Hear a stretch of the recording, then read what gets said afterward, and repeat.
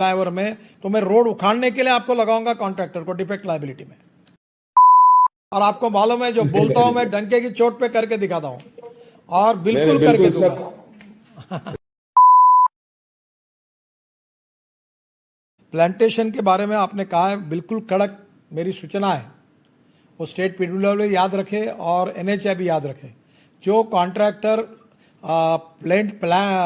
Plantation नहीं करते उसको ई टैग कराइए, उसका ड्रोन से शूटिंग कराइए, उसका रिकॉर्ड मेंटेन करिए, और कोई कॉन्ट्रैक्टर को एक पैसा मत दीजिए, उसके सब बिल रोक दीजिए। ये कॉन्ट्रैक्टर आपको नीचे लेवल पे मैनेज करते हैं और अधूरे काम डाल के भागते हैं, मैं इनको छोड़ूंगा नहीं। और आपको ये बात कल मैंने यहाँ भी देखा अपने उत्तर प्रदेश में कि एक्सपांशन जॉइंट ठीक नहीं बनते हैं। मैं आपको सूचना दे रहा हूँ, एक्सपांशन जॉइंट अच्छे क्वालिटी के बनने चाहिए, और अगर वो नहीं बने कई फ्लाईओवर में, तो मैं रोड उखाड़ने के लिए आपको लगाऊंगा कॉन्ट्रैक्टर को डिफेक्ट लायबिलिटी में।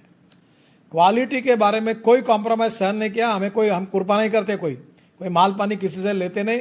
क्वालिटी के बारे में खबरदार अगर कोई बात मेरे ध्यान में आती है तो मैं अधिकारियों को भी उसकी सजा भुगतनी पड़ेगी और कॉन्ट्रैक्टर भी पड़ेगी, ये भी बात ध्यान रखिए।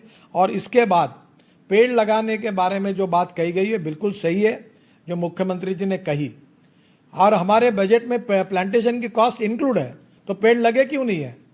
सब कॉन्ट्रैक्टर जो डिफेक्ट लायबिलिटी में, उनको नोटिस भेजो और सबको पेड़ लगाओ। और पेड़ भी लगाने के बाद मैं आपका आग्रह करूंगा कि आपके यहाँ के नर्सरी में 20 फीट के ऊपर का बड़ा पेड़ लगाइए।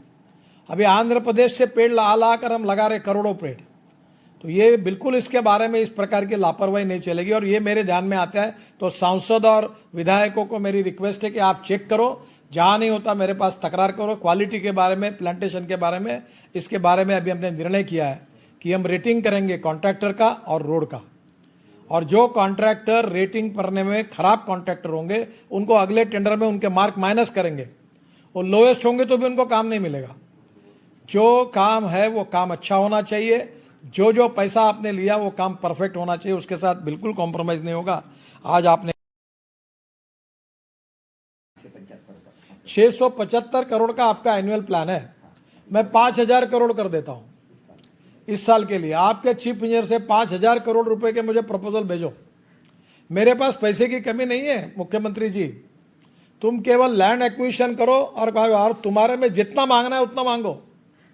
जितने ब्रिज मांगना है, जितने आरओबी मांगना है, रोड मांगने हैं, मेरे पास भेजो।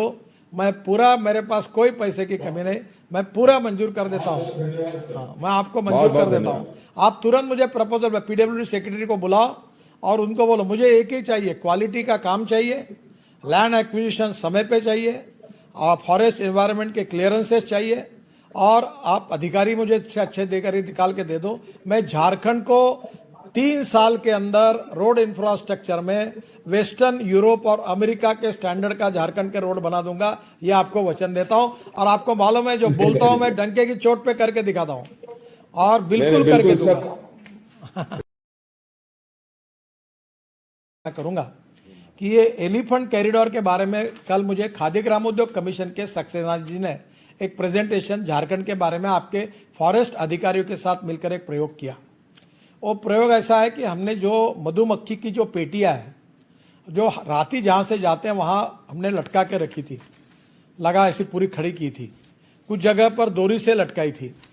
तो हाथी वो वीडियो शूटिंग किया, तो मधुमक्खी से हाथी बहुत इंटेलिजेंट है, और मधुमक्खी के पेटी को देखकर वो जाता ही नहीं उधर, वो वहाँ जाता ही नहीं, वापस चला जाता है। तो ये प्रयोग झारखंड में ही हमारे खादी ग्रामोद्योग कमीशन ने सक्सेसफुली किया है। तो मैं खादी ग्रामोद्योग कमीशन और आपका फॉरेस्ट डिपार्टमेंट मिलकर ये मधुमक्खी की पेटियां ऐसी बांटो, आज काफ़ी इससे आदिवासियों को फायदा होगा, जिससे हनी इकट्ठा होगा। और ये मधुमक्खियों की पेटियां खड़ी करने से हाथी वहाँ जाते नहीं। तो मुझे लगता है कि एक बार इसका आप जरूर आप ये इसके लिए बुलाकर प्रेजेंटेशन ले लीजिए। परसों मैंने लिया है,